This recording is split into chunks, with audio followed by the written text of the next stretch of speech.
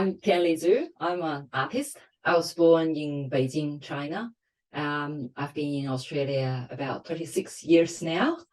I have a very diverse practice involving with all different medium, but I think the link of it all, it's all about the exploration of the interplay of the yin and yang, the two polarities. So since I've been here for so long, I started to use my heritage to narrate new stories, to share the experience. The work I'm showing in this Home and Way exhibition is from my fruit series, which I created or finished between the 2020 and the 2021. So I have one, it's a pomegranate, one is a strawberry, and the other one is peach. This seems like very simple fruit, but because of the special time I made this work, it's actually in a personal level. It's, as we all know, it's the coronavirus pandemic period. So I couldn't see our children who are overseas. So as our Chinese tradition, to make food is kind of comfort. And I couldn't really make that happen, but I could make it in the form of art. So making the work, and by the way, the fruit are not very small fruit that you can eat. They were gigantic. they were a meter. So they were huge. So this is almost like a big love to embrace, to make them feel like even they're not home, but they're home. It's very metaphorical. Strawberry, it's about the romance, about the sensuality. Pomegranate, it's about the fertility. It's motherhood-like. And the peach is a longevity.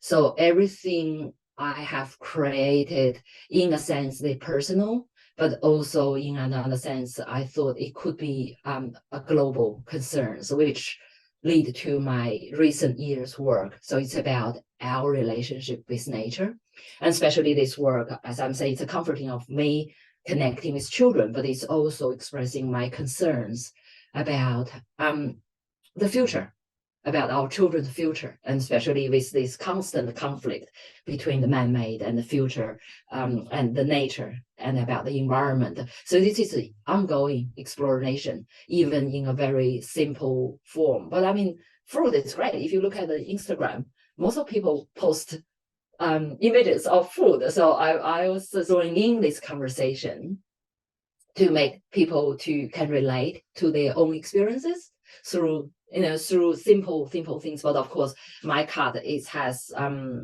very metaphorical.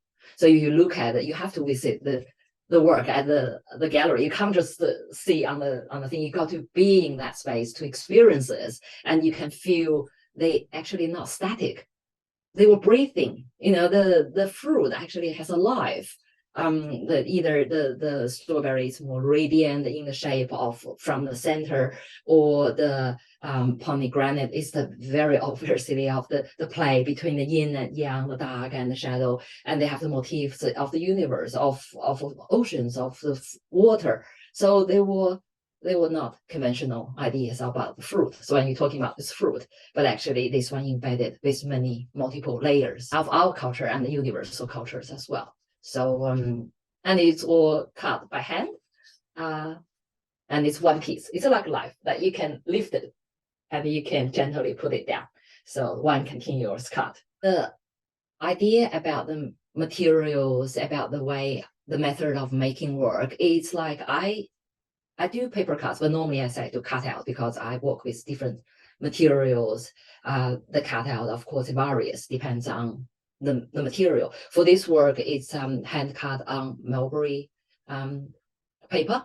It's similar to the Chinese rice paper, but it has more fiber in it, so they're more durable. They more robust, so it stands. And I'm always saying when I cut paper, it's almost like I'm just actually drawing with knife and scissors, but it's almost like a dance. And between this dance, me and the material and the tools, we negotiate. I always thinking, how much can I cut without you not falling off, and how much you allow me to go into this material to explore. So sometimes a form, for example, maybe the seed of the fruit has been constructed with many cuts, because if it's one simple cut, it might falling off. and maybe losing its characteristic. So there's many cards to form one shape. And as I said, I'm not sketching it before I cut. So sometimes my mind fell into different memories or different emotions. And that's all become very vivid, and it excites me because I don't have a fixed pattern to go to. So each cut is almost like a breathing, if you consider it, or a new exploration. And it's, people say, taking you so long, and yeah, taking you months to make one work, but it's never tedious because there's liveness in it.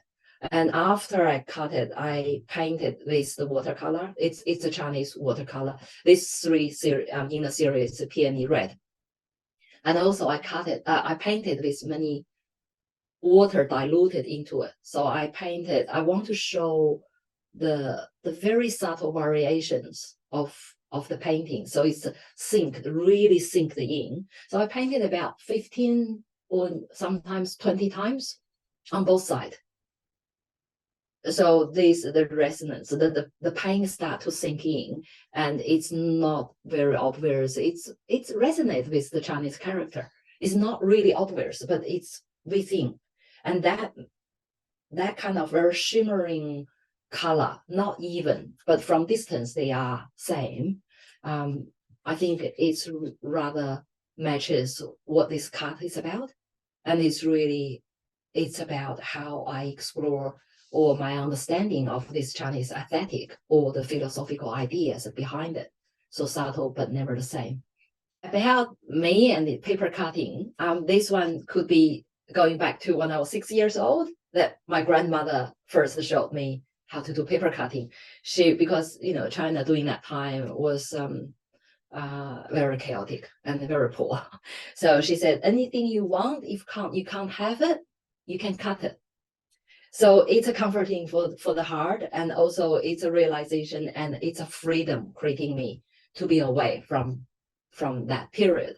And in the 1980s, when I was at university, I had the privilege to go to Shanxi, which is the rural area, but it's very connected to the Yellow River. So that's the origin of the Chinese culture started. So I had the privilege to learn paper cutting from Shanxi peasants. So we're sitting together, they were sharing their folklore, their stories, and then I cut those metaphorical motifs with them. But then as the time grow, and especially when I'm away from home, I found a stronger connection that this paper cutting that I earned when I was little and I was growing with my practice. I found that was a very never runs out resources that I can speak to the experience I have. So by doing this paper cutting, it's not something I was forced to do, but it's a natural outpouring experience. And I found anything coming through this knife and scissors and through the surface, it can say the things that I cannot say in other way. So, and I know I'm making paper cuts become installation and become animation, become paperless as I mentioned, the environmental concerns I have. But this very essence, the very primal, very basic idea I have of this simple cut, one cut at a time, was really have to relate it back to how I've been taught by the Shanxi peasants. They give me the confidence and they give me this vision that I can expand. And my paper cutting is not the hand this size, but it's large in scale now. And I think that's become a further expansion of this culture, which I'm not consciously aware of doing. It just grow. It just happened this way. The Chinese and the Western cultures, I think if I could relate it to my experience, at the beginning when I'm settled in Australia, in Sydney, it was rather difficult.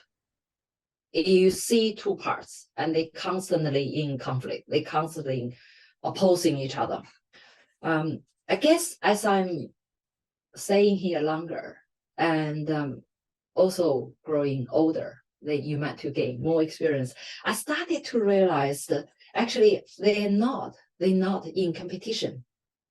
It's become more fluid, that I don't think about that question that much now. I think I'm owing for both culture, and I'm privileged to have both. Now I'm thinking my art, I can't make it without either. I need to have this both. And then it's provided me a bigger horizon and helping me to explore more and allow me to see more and to express more through my work. Where is home to me?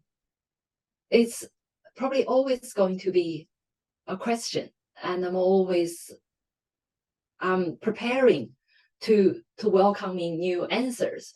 But as I realize, I come to in terms to be more in peace with myself, I would say home is where I am and where the family is.